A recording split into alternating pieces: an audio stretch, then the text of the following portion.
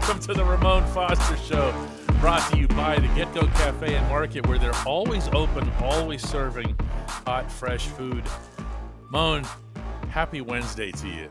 Oh, my brother. We are here, and I feel like you are a happier person on this Wednesday, man. Tell me why. I tell you why, because I just go back and forth to Latrobe, and going out there today in particular and seeing a full practice and seeing a quarterback battle take place on like every snap, at least according to the crowd.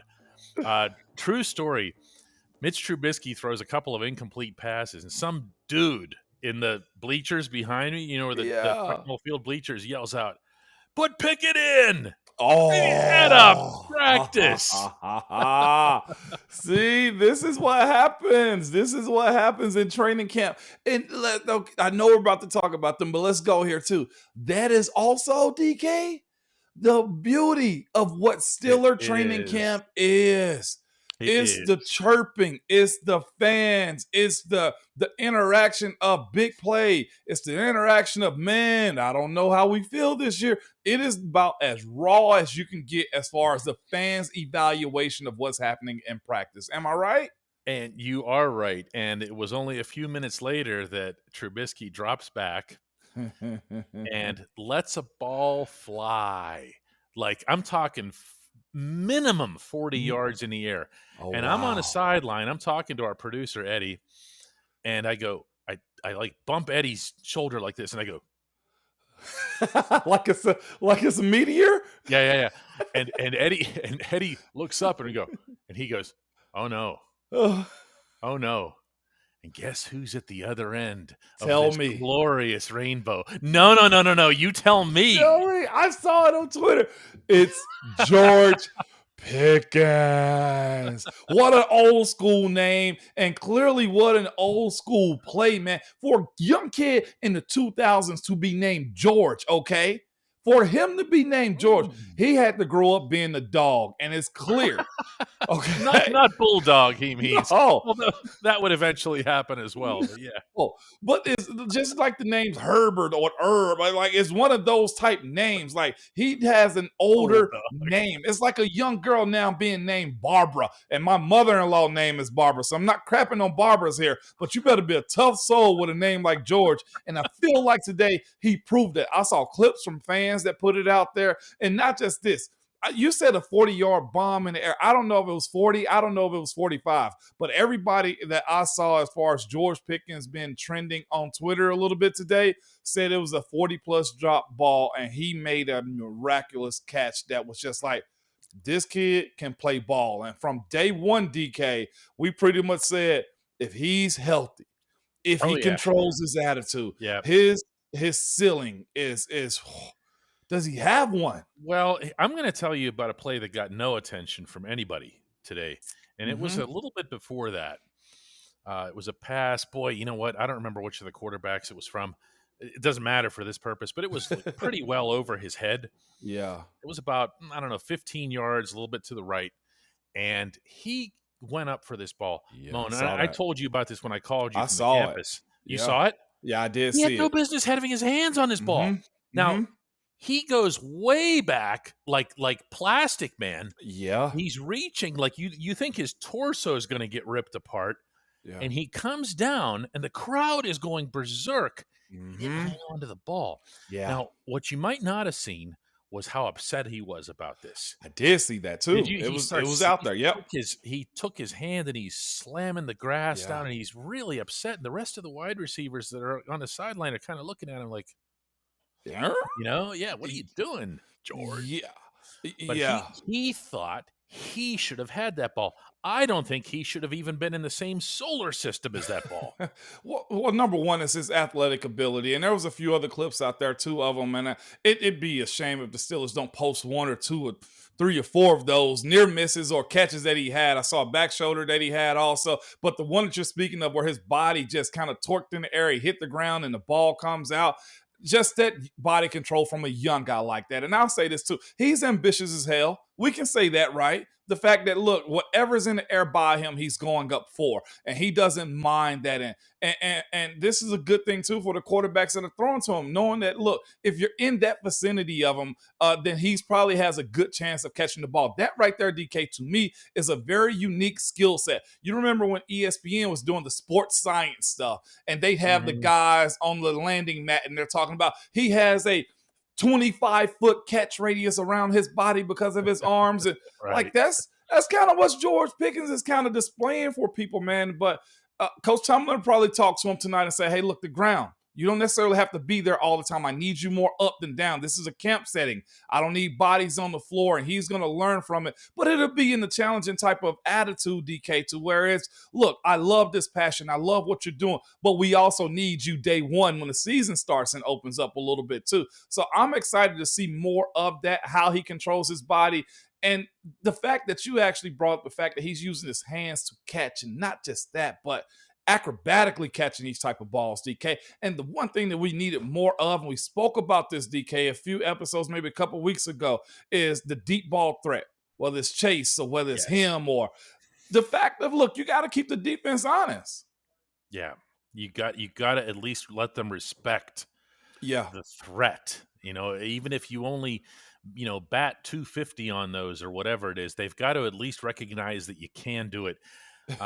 I'll say this too. This is a little bit of a subtext to this, but the guys, and it's plural, who benefited from Deontay Johnson not participating in the workouts, presumably because he feels like he's worth some long-term extension. Right. He just, as soon as it became team drills, a lot like TJ Watt last summer, except that he's not TJ, and you put him over, he went and just kind of stood over on his own, just caught passes, played catch with a staffer. On his tools.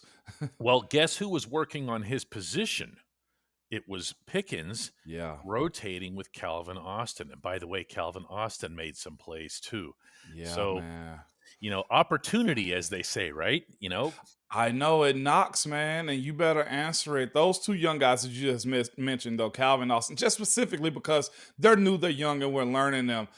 It's exciting because those two guys were catchers in college. Those two guys play big roles for their teams. And those two guys, if you talk to them, they have a lot to prove, and they enjoy football. And that's the beauty of where we are right now, DK. It's awesome. Yeah, I mean, I said all along that the most interesting competition, the most dynamic competition in camp was not going to be at quarterback. Yeah. It was always going to be at wide receiver. And now with one competitor willingly taking himself out of the picture, even if it's just momentarily, wow. Here we go, as they say. When we come back, more from camp.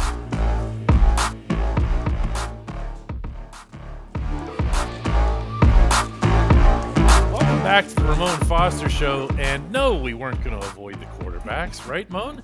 Yeah. Someone threw that 40-plus yard pass, and it was Mitch, and it was a beauty. Kenny Pickett had his share of oohs and ahs from the crowd. Mason Rudolph was making his plays too. Yeah. He just looks like Mason. I don't mean that in a derogatory way. It's just we've seen so much of him, including in practice settings, that there's nothing you see where you're going to go, let me evaluate Mason Rudolph further. You already know, right? Yeah. But what do you think of Mike Tomlin's approach in general? He's had something of a sense of humor about this, where he just says after every one of these things, no, we haven't named a quarterback. We're going to, how did he put it today? Crawl. This is going to be a crawl. Yeah, man. That's Coach Tomlin. It just is. He's going to try not to show his hand. But, DK, you're going to be there. The fans are going to be there. Twitter is going to talk about it. Everybody's going to talk about it because it's really going to break down to reps in practice. And I know they're going to try to keep it as fair as they possibly can. But at some point, not this week, middle of next week, potentially, DK, they got to get to a point in which the guy who's going to be numero uno has to start getting more reps in preparation. And I'll say this, not just for the preseason game, for the opening weekend. Like, that's a part of this process too, is we're going to do enough of the baseline stuff to get us acclimated, to get us ready for the season. I want to see who's tough. They're going to do that, DK. There's going to be a lot of physicality on that first day of practice. There's going to be a ton of install the next few days as far as getting guys ready so that they can mentally be prepared for what's next as far as practice. And then when you get settled and you got, Friday night lights and you pass all that by, guess what's next, DK? A little bit of prep, man. A little bit of let's start getting ready for what actually matters, and that's the regular season. And that's what's so exciting about the Steelers having training camp open at St. Vincent College. Like, you can actually see the process of it if you know what you're looking at. And Coach Tomlin saying that to you all, to us, is going to be a turtle pace. I feel him, and that's because he's not ready to openly say who's going to be the guy. Me personally, I think it's gonna be Mitch, man, and that's just simply because he's rolling first. Even though the reps are pretty much spread out evenly amongst the guys, except for the young guy. But this is the way he's gonna operate it, DK. Well, And I'm not mad at it. It's just that I'll say this: even after the first day, I see a lot of just anti-Mason stuff, and I'm just like, hey, it is what it is, he's still wearing your favorite team's uniform, Yeah, he is, man. As long as we're going through hierarchies here, I already mentioned that Deontay's reps were taken by a split of Calvin Austin and George Pickens. Chase Claypool lined up almost entirely. It's the slot position, which is something that's been anticipated, but now it did play out. And as Mike Tomlin was telling us yesterday, he sees the slot position the same way most offensive coordinators do right now, which is there's no rules for it. Yeah. It's not just this guy is only going to do this.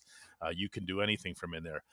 Also, of note to Ramon Foster would be that I asked you. Kevin Dotson. Yep.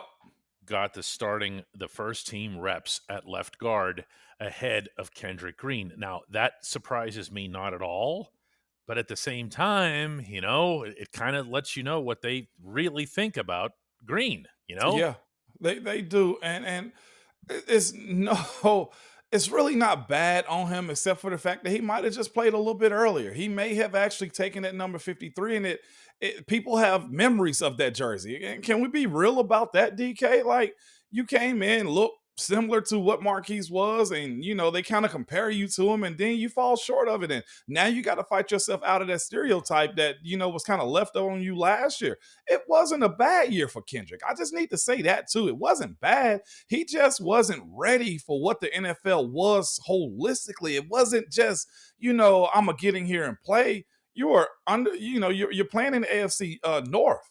It's very physical. Guys are going to try to expose you. Who's the new young guy? Oh, it's Kendrick. Let's go after him. The thing that was disappointing, I think, more than both of those was the fact that Kevin Dotson kind of, took a step back last year. That, to me, is a bigger story than Kendrick Green, if we're being real about it. Because here's a guy that we saw, man, look strong. He shows his growth and just strength on social media. You hear all these things about him, and he kind of fell back a little bit last year. That, to me, is the biggest story of the two. So to see him starting number one, and again, I brought this up to you, I think, yesterday, DK. Look, whoever the guy is going to be is going to get their shot. Like, day in and day out. If it's not Cam Daly, it's going to be Tyson. You know what I'm saying? It's going to be one of the Adams brothers. It's going to be Henry. It's going to be somebody that's going to give them work. And not only that, want to do it to them too, DK. This is let's be real, like a make or break starting position spot or year for Kevin Dotson. It just is, man. Because if he loses out to a younger guy that they drafted higher than him, that could mean you're going to end up being a career backup on another team somewhere. That's the business of the NFL. And just to round out what I saw out in Latrobe to complete the depth chart on the other side of the football, the guys who were out there who would have surprised you were only out there because somebody else was missing. For example, Demonte Casey was out there instead of Minkah Fitzpatrick. Well, of course, because Minkah's on NFI. Bicycle. Yeah, and with no Larry Ogunjobi out there, Chris Wormley was on the field. Yeah. So there was nothing really unusual. Oh, I mean, I guess I should bring up Cam Sutton.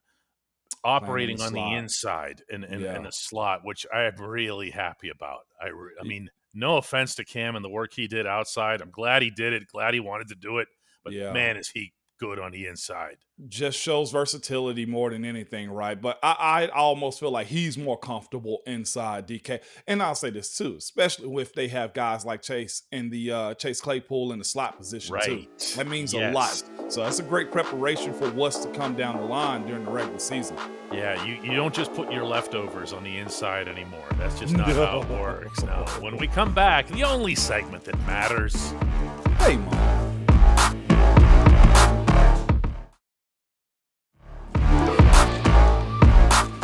Welcome back to the Ramon Foster Show. The only segment that matters is the Hey Mon segment. And today's comes from Nick Whiteaz, who says, "Hey Mon, with the return to St. Vincent, I keep hearing about how the Steelers' culture is different from that of other NFL teams. You hear the word family thrown around a lot, starting with the Rooney family and then the locker room and the meeting rooms. And Ryan Clark and Mike Tomlin talked about it in their sit-down.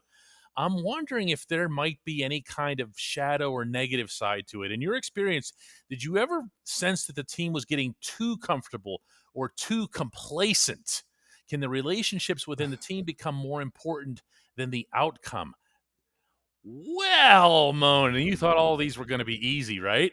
I did. Any negativity around camp, man? Well, I think, not to speak for Nick here, but I think I got that.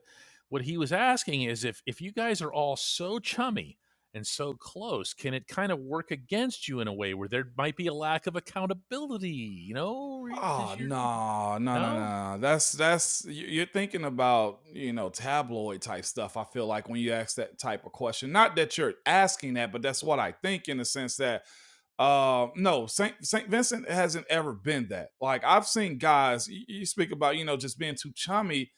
Football is hard. And then you got to do it every single day and you got to repeat it and you got to see this ugly dude across from you every single day. Like there's a lot of that going on. There's like, it's about as raw as you ever get being in those settings too. Like I've gotten into fight with guys. I've seen other guys get into fight with guys and it forces you honestly to be a good human being. That's what I think it is more than anything because I can't DK fight you. This is what it means. I can't fight you one day and then walk right past you going into dinner. You know what I'm saying? Like, I'm going to see you in the team meeting room. You've got to hash it out. Yes. Like, everybody remember the AB and Ike fight. Remember? You remember how ugly that got? Like, that was one of the ugly ones that we've had. And any other person walk away or they'll carry that beef somewhere else. No, they were forced to see each other. They were forced to dap that up. If I'm not mistaken, they got together the next day on the field and kind of said, yo, this is done. And not just that, the fact that you have a situation like that, whether it was me versus somebody, whether it was Marquise fighting somebody, if it was Dave jumping on the pile, I'm just naming guys, so you're not just thinking I'm pointing out, AB or Ike situation. This happened to multiple people in camp to where it's, look, I know I had a teammate that was going to hold me accountable like, Mon, y'all got to work this thing out, even if I didn't want to. Because truthfully, you're going to be teammates, those guys that get in those type of situations like that. You're going to have to see them again the next day, whether at dinner, whether in a meeting. And this is the other part of it too, whether at chapel. Like there's a lot of guys that do a lot of stuff together to where you're forced to be that way. And this is the most awkward part of it all if you don't. If you become too chummy, you're not able to hash stuff out. Guess what happens on game day?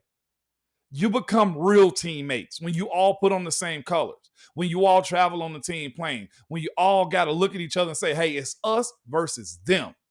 That's why it's not too chummy. It's probably about as raw as you're going to get as far as just, I'd say again, being a good human being, not letting stuff lie and just get away from one another. Oh, well, to handle itself. No, that's not camp, man. When we have Dan Moore on the show, and I know he said he's going to come on. Yes, indeed. One subject that has to come up is the remark that he made to me. This was back at minicamp about how he will know as the starting left tackle that the rest of the offensive line is starting to come together when they feel that comfort level as noticing that a guy kind of moped his way in through the parking lot and then later messed up something. And finally, you have to call him out, whether you're a rookie, whether you're the veteran or whatever, and say, hey, where are you, man? What's going on? What's going on? Yeah, that's the rawness of camp. So no, it does bring you closer. It does create it's really its own little world, little universe, if I can be honest with you, if that's what you think it is. But DK, you know I say this all the time. As hard as football is, it really has to be that way.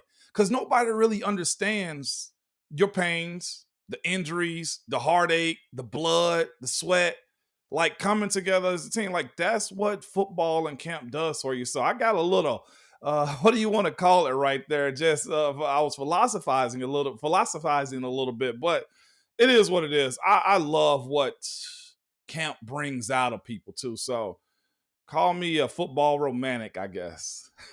All I want to know, and we should devote the entire episode tomorrow, is who was the ugly guy across from you in that analogy that you were drawing? You said the same ugly face across from you. Do you really want to stir up trouble with Cam Hayward because everyone else is seeing how that's going now? Ooh, I got a call today from somebody. We'll leave that one right there. But we will have another Ramon Foster show tomorrow, and we're probably not going to talk about that. No, we're not.